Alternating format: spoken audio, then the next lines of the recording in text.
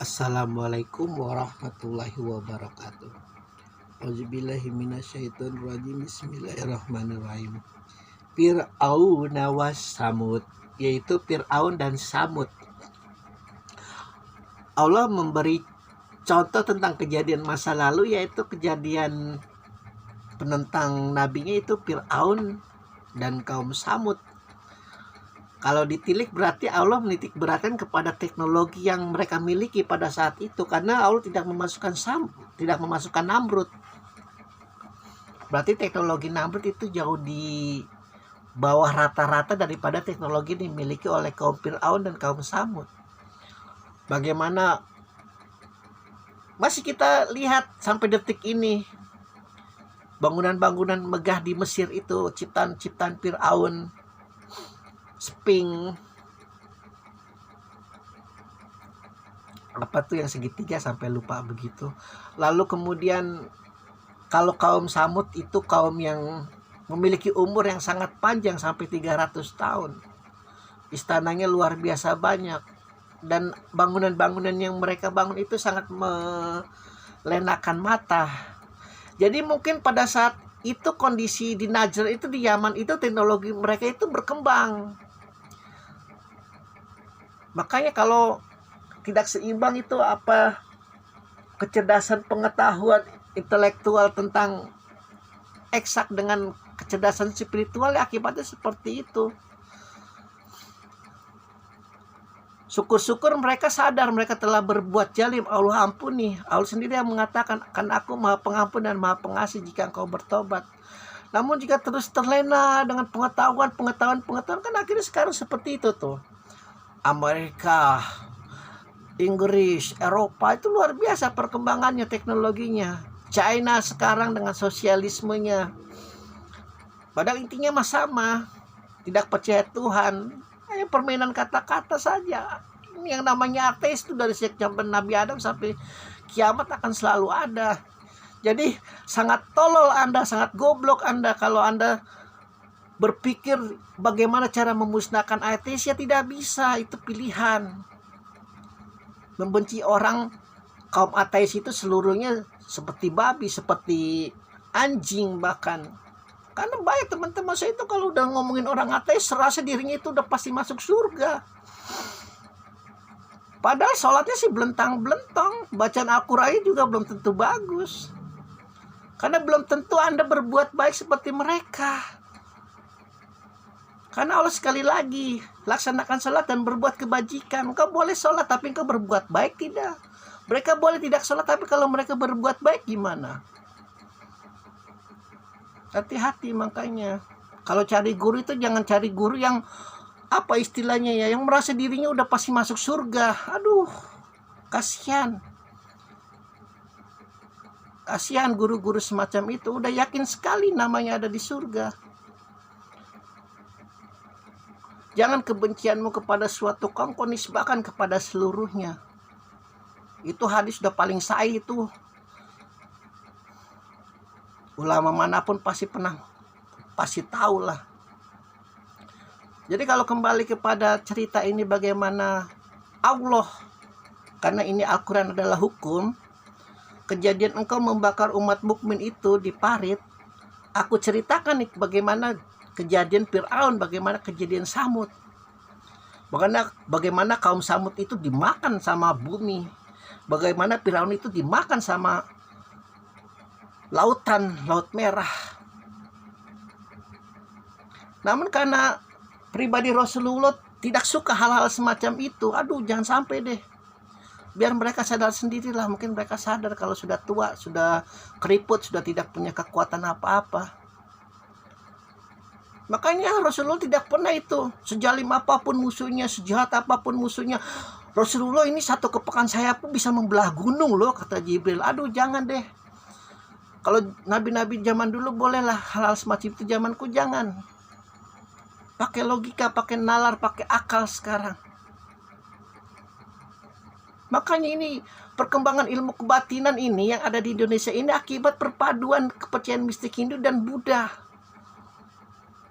Digabung-gabungkan itu dengan kepercayaan-kepercayaan animisme, dinamisme, muncul Islam. Akhirnya memang unik. Makanya Islam itu di kita ini sangat jauh berbeda dengan Islam di Arab. Islam Nusantara wajar, memang begitu unik. Tapi keunikan ini harusnya unik yang baik, jangan unik yang buruk. Masa iya orang korupsi, orang jalim, orang nindas, orang membunuh itu dari Allah? Ya tidak. Itu keputusan manusia atas dirinya tidak mampu menahan hawa nafsunya, amarahnya. Allah tidak pernah menyuruh para nabi membunuh. Satu-satunya nabi yang membunuh hanya Musa tanpa izin Allah. Dan Allah suruh engkau pergi. Pergi kau, murka. Tapi karena dia membunuh itu, akhirnya dia dapat jodoh. 2 wanita cantik dari Nabi aku.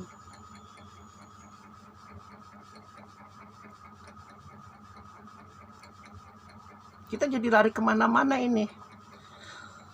Kembali lagi kepada kaum Najran yang menjalimi umat Rasulullah, yang menjadi tawanan, yang dibakar hidup-hidup di dalam sebuah parit. Allah terangkan, engkau punya teknologi canggih di Najran, punya teknologi apa? Mungkin kalau sekarang Amerika punya teknologi apa sih? British punya teknologi apa? Aku beri corona aja kalian udah kalang kabut. Aku beri corona aja kalian udah kembang kempis. Jangan hilangkan hak aku sebagai Tuhan ini. Kalau kalian tidak percaya kitab, kalian tidak percaya Allah, tidak percaya Nabi, jangan kalian tindas umatnya.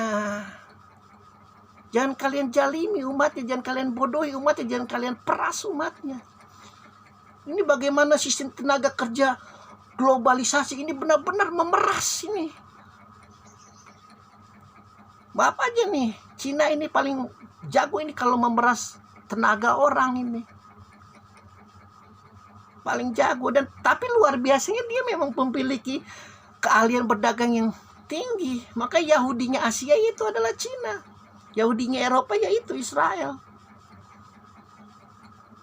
Emang unik manusia itu, DNA-nya luar biasa. Namun Allah menegaskan di surat Al-Burj ini bagaimana murkanya dia itu. Bahkan dia bersumpah atas gugusan bintang-bintang, meteor-meteor itu yang miliaran itu. Akan kubenamkan kalian semua ke jahanam yang telah menjalimi umat Rasulullah pada saat itu. Tertawalah kalian puas. Tertawalah kalian puas pada saat itu. Kalau kalian merasa pintar, merasa cerdas, apakah ada hukum di masa lalu yang mengamini perbuatan kalian? Tidak ada. Nih aku beri.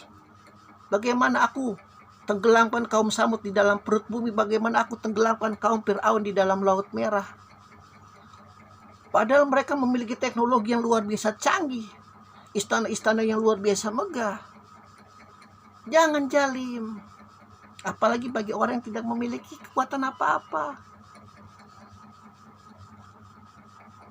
Kalau mau jalim sama-sama kita kuat, itu namanya berperang. Berperang yang dihalalkan, itu kejaliman yang dihalalkan sampai detik ini mungkin berperang.